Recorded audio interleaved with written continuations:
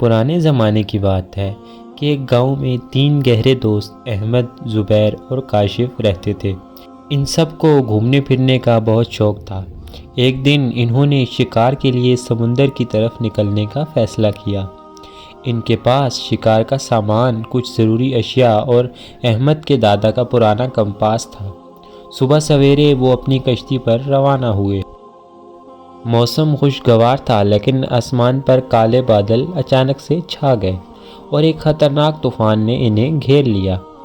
بڑی بڑی لہروں نے ان کی کشتی کو الٹا دیا اور وہ تینوں پانی میں بہتے بہتے ایک انجان ساحل پر پہنچ گئے۔ جب انہیں ہوش آیا تو وہ ایک عجیب و غریب جزیرے پر تھے۔ درخت بڑے اور چمکدار تھے، ہوا میں جادوئی خوشبو تھی اور ہر طرف پراسرار خاموشی تھی۔ یہ جزیرہ عام نہیں لگتا، زبیر نے کہا، اور تینوں نے ساحل کے قریب ہی اپنی حالت سنبھالنے کی کوشش کی۔ جزیرے کے اندر داخل ہوتے ہی انہیں ایک پرانا پتھر کا صندوق ملا۔ کیا ہو سکتا ہے صندوق میں؟ کاشف نے حیرت سے کہا۔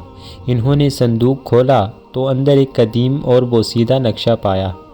یہ دیکھو، یہ جزیرے کا نقشہ ہے، احمد نے کہا۔ نقشے پر کئی علامتیں اور نشانات تھے، جن میں سے ایک سرخ دائرے کے ذریعے نمایاں تھا۔ یہ شاید ہمیں جزیرے سے باہر نکلنے کا راستہ دکھا سکتا ہے، زبیر نے کہا۔ انہوں نے فیصلہ کیا کہ وہ نقشے کے راستے کی پیروی کریں گے۔ نقشے کے مطابق انہیں ایک مخصوص راستے سے گزرنا تھا۔ جیسے ہی وہ آگے بڑھے، زمین نرم ہونے لگی۔ کاشف کا پاؤں اچانک دلدل میں دھنس گیا۔ میں پھنس گیا ہوں، اس نے گھبرا کر آواز دی۔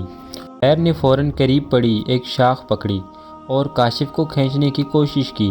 احمد نے بھی مدد کی اور آخر کار وہ اسے نکالنے میں کامیاب ہو گئے، لیکن اس آزمائش نے انہیں خبردار کر دیا کہ یہاں پر قدم سوچ سمجھ کر رکھنا ہوگا۔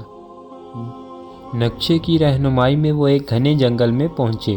جنگل میں ہر طرف پراسرار آوازیں آ رہی تھیں۔ اچانک جھاڑیوں کے پیچھے سے ایک عجیب و غریب جانور نمودار ہوا۔ اس کے لمبے سینگ اور چمکتی ہوئی آنکھیں تھیں اور وہ گرجتے ہوئے ان کی طرف بڑھا۔ زبیر نے اپنی چھری نکالی، جبکہ کاشف نے ایک پتھر اٹھا کر جانور کی طرف پھینکا۔ احمد نے حاضر دماغی سے ایک آگ کا مشعل بنایا اور جانور کو ڈرایا۔ آخرکار وہ جانور جنگل میں واپس چلا گیا۔ یہ جزیرہ جادوئی ہونے کے ساتھ ساتھ خطرناک بھی ہے، احمد نے کہا۔ کچھ دیر بعد وہ ایک جھیل کے پاس پہنچے۔ نقشے کے مطابق انہیں جھیل کی دوسری طرف جانا تھا۔ جھیل کے کنارے ایک پتھر پر لکھا تھا، جھیل عبور کرنے کے لیے پہیلی کا جواب دو۔ پتھر پر سوال درج تھا، ایسا کیا ہے جو ہمیشہ آگے بڑھتا ہے لیکن کبھی واپس نہیں آتا؟ تینوں نے غور کیا۔ کاشف نے کہا، یہ وقت ہو سکتا ہے۔ زبیر نے جواب دیا، وقت۔ جھیل کے پانی میں اچانک ایک راستہ نمودار ہوا اور وہ محفوظ طریقے سے جھیل پار کر گئے۔ اس کے بعد نقشے کے مطابق ان کا اگلا پڑاؤ ایک غار تھا۔ غار کے اندر عجیب و غریب نقش و نگار بنے تھے، جو کسی جادوئی علامت کی طرح لگ رہے تھے۔ جیسے ہی احمد نے دیوار پر ایک نشان کو چھوا، زمین ہلنے لگی اور ایک دروازہ کھل گیا۔ یہ شاید جزیرے کے مرکز کی طرف راستہ ہے، کاشف نے کہا۔ دروازے کے پار ایک بلند پہاڑ تھا اور اس کے اوپر ایک پتھر کا بڑا دروازہ تھا۔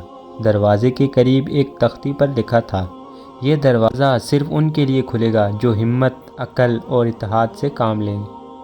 دروازے کے قریب پہنچتے ہی پہاڑ کے پتھروں سے ایک بڑا پرندہ نمودار ہونے لگا۔ وہ گرجتے ہوئے ان پر جھپٹنے لگا۔ احمد نے حاضر دماغی سے ایک مشعل جلائی، جبکہ زبیر اور کاشف نے پتھروں سے پرندوں کو دور بھگانے کی کوشش کی۔ آخرکار بہت محنت کے بعد پرندہ پیچھے ہٹ گیا اور دروازہ کھلنے لگا۔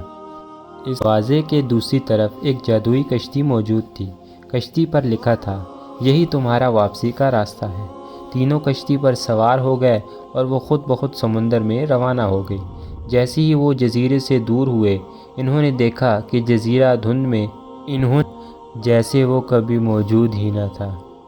یہ منظر ان کے لیے ایک سبق آموز تھا کہ ہمت، دوستی اور حاضر دماغی کے ذریعے کسی بھی مشکل کا سامنا کیا جا سکتا ہے۔ اب وہ اپنی کہانی سنانے کے لیے مال و دولت تو نہیں، لیکن ایک ناقابل فراموش یاد ضرور لے کر آئے۔ اور مزید ایسی ویڈیوز کے لیے ہمارے چینل کو سبسکرائب کر دیں۔ شکریہ۔